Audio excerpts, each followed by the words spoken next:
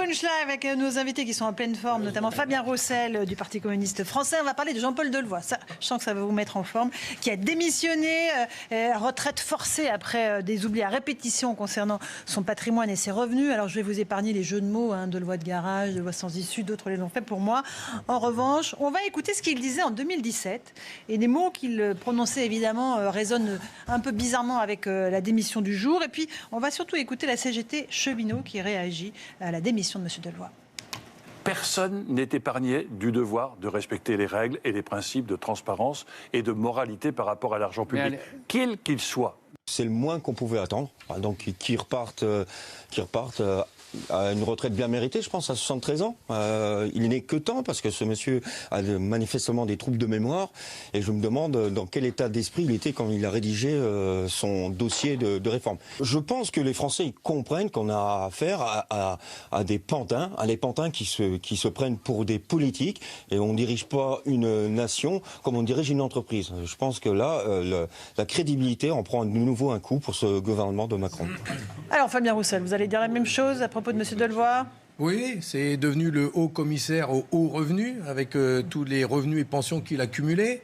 Et en plus, il a fraudé, puisque c'était interdit par la Constitution ce qu'il a fait. La garde des Sceaux, Nicole Belloubet, vient de dire qu'il n'a pas triché. Alors j'espère qu'elle a quelques informations. Elle est sauvée par sa copine, la garde des Sceaux. Enfin, pour lui, c'est un oubli. Pour beaucoup de Français, c'est un délit. C'est ça la réalité. Et que lui, on va l'excuser, on va lui trouver des excuses, mais pour le Français qui aurait oublié une case sur sa feuille d'impôt, il sera vite rattrapé par la patrouille. Et ce qui me dérange, c'est que c'est le 16e ministre qui démissionne de ce gouvernement, et à chaque fois, ils ont un problème ou avec la transparence ou avec l'argent. C'est quand même embêtant de la part d'un gouvernement qui demande aux Français, faites des efforts, travaillez plus longtemps, attention, c'est difficile, etc. Et c'est le même gouvernement qui a supprimé l'impôt de solidarité sur la fortune, les cadeaux fiscaux au capital, etc. et compagnie. Donc, c'est un signe. Delevoye est parti, tant mieux, et qu'il emmène sa réforme avec, et tout le monde sera content, pourra passer de bonnes fêtes de Noël. Je crois que ce n'est pas le cas. Ça ne va pas être le cas. Le gouvernement compte garder cette réforme, Amine El Khatmi. C'est assez cocasse de voir Madame Belloubet monter finalement au front pour défendre Delevoye. Il doit y avoir une solidarité de gens qui oublient, il me semble qu'elle avait oublié de déclarer 3 biens immobiliers dans sa déclaration en 2017. Franchement, c'est pas sérieux. Vous avez... raison de le dire tout à l'heure, les Français, lorsqu'il y a, que ce soit sur le RSA, sur l'ASS, sur les APL, ils doivent justifier, ils doivent rendre des comptes. Ils sont radiés des listes. Ils doivent renouveler. Lorsque vous êtes à l'ASS, lorsque vous avez des droits, tous les 6 mois, il faut justifier auprès de Pôle emploi notamment le fait que votre situation n'a pas évolué, que vous êtes donc toujours éligible à l'allocation. Et donc, ou lorsqu'il y a un dépassement de je ne sais quel limite autorisée, il y a une sanction, elle s'applique, les gens assument, ils payent, et c'est normal. Je ne demande pas là à ce qu'il y ait. Mais là, les procédures vont sans doute suivre leur cours, là, s'il y a quelque chose qui est contraire à la Constitution. Bien sûr, et il faut reconnaître, je suis souvent critique à son égard, il faut reconnaître au gouvernement précédent et à François Hollande, via la création de la haute autorité de la vie, de la transparence de la vie politique, que ce genre de situation soit rendu public. Mais les Français ne comprennent pas que des gens à ce niveau de responsabilité qui mènent des réformes où souvent la réforme rime avec moins de droits, moins d'avancées, avec des sacrifices à faire. Ils ne comprennent pas qu'on puisse oublier de déclarer un bien immobilier. Enfin, ça paraît totalement absurde. Ou de déclarer des revenus aussi importants. Franchement, pour la crédibilité de la parole politique, c'est dévastateur. Alexandre Devecchio. Oui, je crois que c'est aussi ce qui explique qu'il y a une partie des Français qui sont hostiles à cette réforme. Au-delà de la réforme elle-même, il y a une crise démocratique très profonde, une fracture, je crois, entre les élites et le peuple. Et effectivement, ce cas-là ne va faire que l'accentuer. Comment demander des efforts aux Français quand on voit qu'une partie du gouvernement semble ne pas travailler à l'intérêt général? Parce qu'il faut dire ce qui est, 13 mandats dans des secteurs privés. Alors, il explique que c'était bénévole, mais comme je l'ai dit tout à l'heure, il ne travaillait pas à la Croix-Rouge, il y avait une forme de conflit d'intérêts. Donc, ça alimente l'idée qu'il y a une caste au pouvoir qui qui sert ses intérêts plutôt que servir l'intérêt national, voire des politiques qui sont impuissants puisqu'ils sont au service d'intérêts privés qui les dépassent. Donc je crois que c'est le cœur du problème, au-delà de la CGT, etc., politique aujourd'hui, et que tant qu'on n'aura pas réglé cette question-là, il sera très difficile d'imposer aux Français des réformes qui peuvent effectivement apparaître comme régressives et leur demander des efforts. Donc je pense qu'on comment on les peut choses à régler l'envers. ça? Il faut déjà régler ça. Là, on parle d'un homme qui a été élu pendant 40 ans, qui a été payé par les deniers oui, on voit bien que le nouveau monde ressemble quand même beaucoup à l'ancien monde, et même la quintessence d'une certaine manière. Il y a une république des privilèges qui existe. Et il y aurait besoin de réglementer un petit peu. Par exemple, cumuler les indemnités d'élus, je ne suis pas d'accord. Voilà. Là, il a cumulé des indemnités de ministres, ses pensions et d'autres salaires. C'est normalement notamment du par la Conseil économique et social. Voilà. Sous réserve que sa copine, la ministre, lui dise qu'en fait non. Elle dit juste qu'il n'a pas triché. Au final, il y a besoin quand même de mettre des règles plus claires et que ceux qui dirigent la France ressemblent aux Français et qu'ils vivent comme la majorité d'entre eux. Or, aujourd'hui, c'est pas le cas. Et quand on cumule, quand on est député ou sénateur, j'en connais, je ne donnerai pas de nom, y compris au Rassemblement national, qui cumulent député, conseiller régional, conseiller départemental, et qu'ils additionnent tous ces émoluments, et à gauche aussi. Eh bien, je suis pour qu'on règle. Et vous en trouverez pas au Parti communiste parce que nous, on reverse. Eh bien, ça fait des émoluments qui tournent à 8-9 000 euros net par mois. Ce n'est pas acceptable. Il nous faut aujourd'hui des politiques qui ressemblent aux Français, y compris dans les salaires moyens. Karim Zeribi. Non, mais la désinvolture de Jean-Paul Delevoye, elle est évidemment choquante. Moi, j'ai envie, je l'ai dit tout à l'heure, mais j'ai envie aussi de dire que je suis choqué par toutes celles et tous ceux qui aujourd'hui essaient de défendre ce qui me semble être l'indéfendable. Ça donne le sentiment qu'il y a une caste qui veut se protéger. Je suis désolé, mais on ne sert pas la politique au sens large, au sens noble du terme, tout parti confondu, en essayant de trouver des circonstances atténuantes à une absence de déclaration de 10 mandats de Jean-Paul Delevoye, à un cumul de rémunération qui était interdit par la Constitution. On ne sert pas la politique en essayant de défendre ça. Et je suis désolé, on peut dire, je ne veux pas tirer sur l'ambulance, je connais l'homme, il est plutôt attachant, mais il a fauté. Point barre. Et ce qui m'horripile, moi, c'est que dans notre pays, quand on appartient à un parti politique, donc à un camp, et je vais un peu plus loin, à un clan, on a l'impression qu'il est impensable de le critiquer. Mais je suis désolé, nous progresserons vers l'intérêt général si nous sommes capables, les uns les autres, de balayer devant ce qui fait, j'allais dire aussi, ce à quoi on croit. Et si, à un moment donné, un parti a en son sein des gens qui fautent, l'honneur de ce parti, c'est de le reconnaître. L'honneur du gouvernement aurait été de le reconnaître. Oui, M. Jean-Paul Delevoye est un homme attachant, c'est un ami, mais il a fauté. Et je ne peux pas le défendre sur ce plateau. Alors, c'est pas ce que dit le Premier ministre. Il a le sens des responsabilités, dit Édouard Philippe. Il a le sens du collectif. Et le grand esprit de responsabilité, dit Sibeth Ndiaye. Je peux vous les citer, là. Vraiment. Et la séquence. Là, vous vous rendez compte, Laurence, après la démission, quand vous avez un artisan qui ne paye pas ses charges, qui ne paye pas l'URSSAF, il reçoit un courrier d'huissier, il est poursuivi, il est harcelé. Si vous faites à un moment donné une dépense qui ne colle pas quand vous êtes chef d'entreprise, on va vous coller un ABS d'emblée. Enfin, vous êtes mis à l'examen. Il y a pas ses amis qui viennent dire il est très gentil, il est très sympa. Lui, ce qu'il dit, c'est qu'on instrumentalise son procès pour porter atteinte au projet de réforme, évidemment, et qu'il dénonce une fragilisée par des attaques violentes et des amalgames. Il n'y aurait rien eu. Il faut bien que la parole de M. Delevoye soit instrumentalisé. Si Jean-Paul Delevoye, il n'y aurait rien eu à instrumentaliser si Jean-Paul Delevoye avait fait les choses comme il se doit. Ben oui.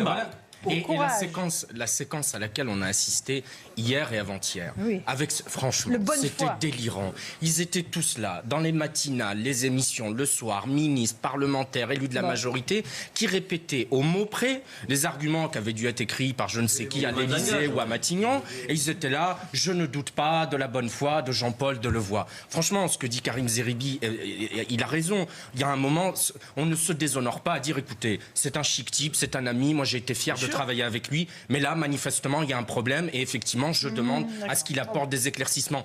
Parce que, et c'est important, le Français qui regarde ça et à qui on ne pardonne pas une faute, un excès, un oubli, une omission volontaire ou pas, qui doit rendre des comptes sur toutes les prestations sociales, toutes les aides, doit justifier et répondre de tous les délits qu'il peut commettre, il ne peut pas comprendre, admettre, tolérer qu'au sommet de l'État, on ait des gens qui se comportent de cette manière, avec une telle légèreté. Quelqu'un qui vient nous dire « c'est ma femme qui gère les comptes, ce n'est pas moi ». Elle tient mal les comptes. Moi, je gère bien les comptes de l'État, mais c'est ma femme qui gère mal les comptes personnels. Il a dit ça tout à l'heure. Les Français. Il dit, j'avoue, je suis rigoureux sur les budgets publics, autant c'est ma femme qui s'occupe de tout. Mais voilà, enfin, c'est absurde. C'est absurde. Voilà.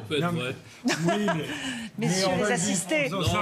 Allez, un dernier mot, puis après on repasse sur le fond et c'est la réforme. C'est vrai que c'est quand même pas juste pour sa femme, parce qu'il y a un problème de couple, mais quand même, comment peut-il oublier qu'il touche 5 000 € d'un think tank où il continuait d'émarger alors qu'il était ministre. Comment on peut oublier? C'est là où je vous dis le décalage avec les Français. Comment on peut oublier qu'on touche 5 000 €? Vous imaginez un ouvrier qu'il oublie, qui touche un deuxième salaire sur sa paye, mais ça n'existe pas dans la vraie vie des gens. C'est ça que je veux dire. Il ne peut pas dire « Oh, j'ai oublié » ou « C'est la faute de ma femme ». Mais alors sa femme, elle doit gérer des dizaines de milliers d'euros et donc 5 000 € qui arrivent sur son compte. Oh, ben je ne l'ai pas vu passer les 5 000 €. Mais c'est incroyable. Ça n'existe pas dans la vie des gens. Et c'est les mêmes qui nous disent travaille un peu plus, Tcho, parce que va falloir payer la non, mais c'est comme ça qu'on dit dans le Nord. On dit. On ne peut pas accepter ça de leur part, parce que c'est là où la parole elle est décrédibilisée. Parce que les mêmes qui nous donnent des leçons de vivre, faites des économies, utilisez moins le chauffage pour la planète, etc.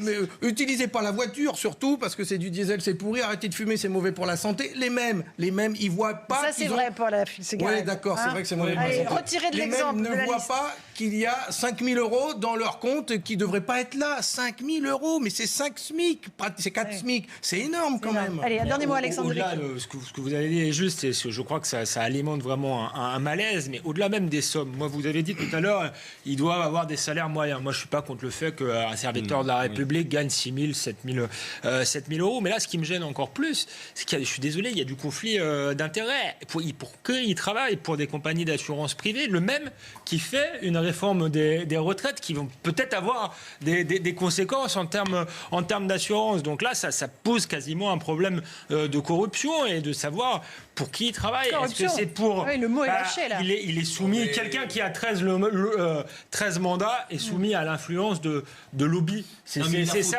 ça la réalité. Je ne tombe pas le verre du bien, parce que la Fondation SNCF, par exemple, c'était 2 réunions par an.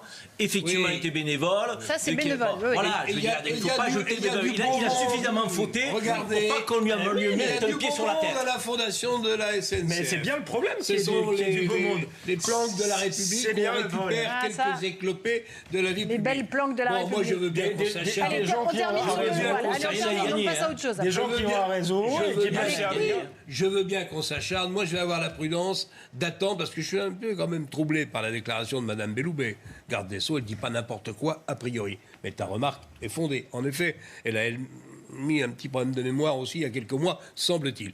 Je suis quand même entamé par le fait qu'elle dise il n'a pas fauté. Il va falloir tricher. Il va falloir maintenant qu'elle s'explique. Et j'attends, avant de lui tomber dessus, parce que moi, je suis défenseur de la réforme et je ne réclame pas son retrait. Je pense qu'il est convenable d'attendre mercredi, date à laquelle la haute autorité dira ce qu'il convient de penser du problème de Levoix et de voir si la justice... Et si la justice s'en saisit et si la justice, parce que la haute autorité va dire la réalité du dossier. On a le droit de se faire un avis sur les 10 déclarations oubliées, sur les 5 200 € cumulés, sans que la haute autorité nous indique Attends quand même mercredi pour savoir s'il fallait vraiment qu'il déclare tout. Il a été incontestablement en faute. puisqu'il n'a pas déclaré ses salaires. Attendons mercredi d'en savoir un peu plus avant d'accabler ce monsieur et voyons si la justice s'en saisit ou pas. Jean-Claude, je crois. Moi, je suis il y a comme parfois toi. des décisions du parquet qui nous ont surpris dans d'autres affaires. Et il y a parfois du deux poids deux mesures par la justice de notre pays. Donc c'est pas parce qu'il n'aura rien mercredi qu'il devra être considéré comme étant blanc-bleu. Et que la justice ne s'en saisira pas, C'est pas parce que la justice ne s'en saisit pas. Je ne l'absous pas. Je dis simplement, avant de l'accabler, attendez un peu. Mercredi. Ce que je comprends pas et ce que les Français comprennent pas, c'est que tu es très sévère avec les régimes spéciaux, les acquis des uns et des autres, qui sont peut-être injustes. Je suis d'accord avec toi. Mais là, on a un serviteur de l'État sur nos impôts aussi. Et donc, pourquoi tu es impitoyable avec les uns et parfois tolérant avec les autres? C'est moins les cheminots que de le voir. Simplement, curieusement. vous faites sans avoir la connaissance du dossier, je ne ferai pas, moi, de procès politique. Monsieur Delevoye a fauté à 95%, mais vous l'accablez de manière pas très digne. Attendez quand même que la justice dise ce qu'elle a à dire. En attendant, les Français attendent de savoir s'ils auront des trains pour Noël.